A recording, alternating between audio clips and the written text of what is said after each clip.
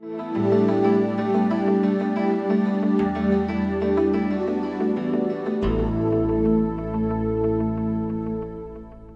Giza Plateau is one of the most iconic monuments of Egyptian history, but more specifically of the Old Kingdom. Modern scholars have Egyptian history conveniently divided into three kingdoms: Old, Middle, and New, and several intermediate periods, which generally signal a time of transition. These kingdoms are themselves divided into dynasties, which are generally established based on the location of the center of power of the royal family. Again, it is important to point out that this is an artificial construction set up by modern scholars to compartmentalize the study of Egyptian history. This was based on the division made by Manetho in the ancient Египтиаca, a book written by a Greco-Egyptian priest who lived during the Ptolemaic period, describing the history of ancient Egypt up to the Ptolemies. The Old Kingdom roughly corresponds to the years 2649 to 2150 BCE, encompassing the 3rd to 6th dynasties. The main sources used for the study of this period are kings' lists, such as the Palermo stone, private and royal tombs and their inscriptions, and private and royal statuary.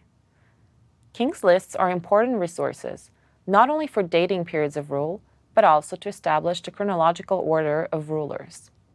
The Palermo stone in particular is the oldest surviving document of its kind. It gives us the names of the rulers from the early dynastic period to the 5th dynasty, covering most of what we now call the Old Kingdom. The Palermo stone is also an important document, since it provides information on royal and ritual activities and other historical events that royal ancient Egyptians deemed important. However, most of our information about the Old Kingdom comes from private tombs, from reliefs, inscriptions, such as autobiographies, and statuary.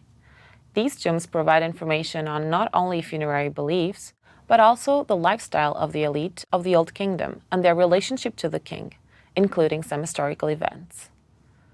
As for royal tombs, the most obvious examples being the Giza pyramids, they provide information on royal ideology and religious and funerary views of royalty.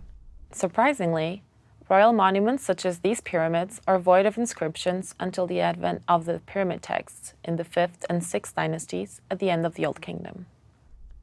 It isn't clear when and by whom the Old Kingdom was actually founded. We will be discussing this issue in the next video, as well as mentioning some of the most important figures of the period. But you might be asking, why was Giza chosen as a royal and elite cemetery by the 4th dynasty kings? The choice of the site was not only related to its proximity to the capital city of the Old Kingdom kings, Memphis, but also to the fact that the site itself was a natural limestone quarry, which supplied the raw materials needed for the construction of the pyramids.